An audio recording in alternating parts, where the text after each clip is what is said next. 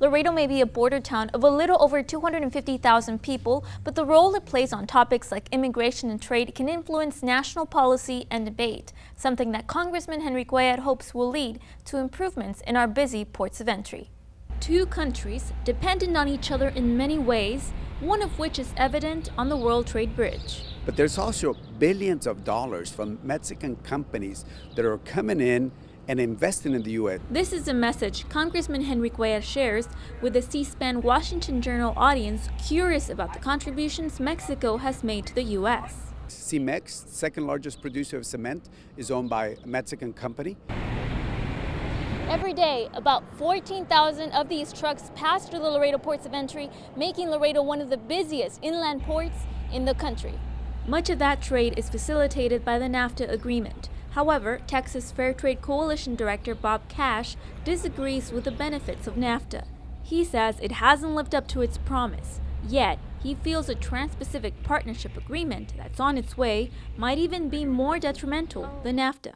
It's very, very likely that Mexico and the United States and Central America will lose hundreds of thousands, if not millions of jobs to Brunei, Vietnam, Malaysia. For the thousands who travel to Mexico daily, security continues to be a concern. I've told President Calderon, I've told President Peña Nieto, we can help you as far as you want to. You want us to do more? We can do a lot more. Cuellar says the U.S. could help improve security by continuing to provide training for federal law enforcement or by using equipment like the Aerostat. This surveillance equipment currently being used by CBP is functional 24/7.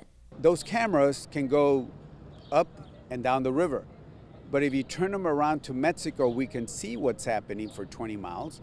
And in fact, there's been instances where we have provided information where the cameras are facing that way to say this and this and this has happened over there. If you know, law enforcement, y'all should take a look at it. He hopes Mexico considers this offer to improve the partnership that thousands rely on daily. On Wednesday, journalists covering the border and immigration attorneys spoke over immigration reform, the different ways to achieve it, and the current problems with it. For KGNS, I'm Valerie Gonzalez.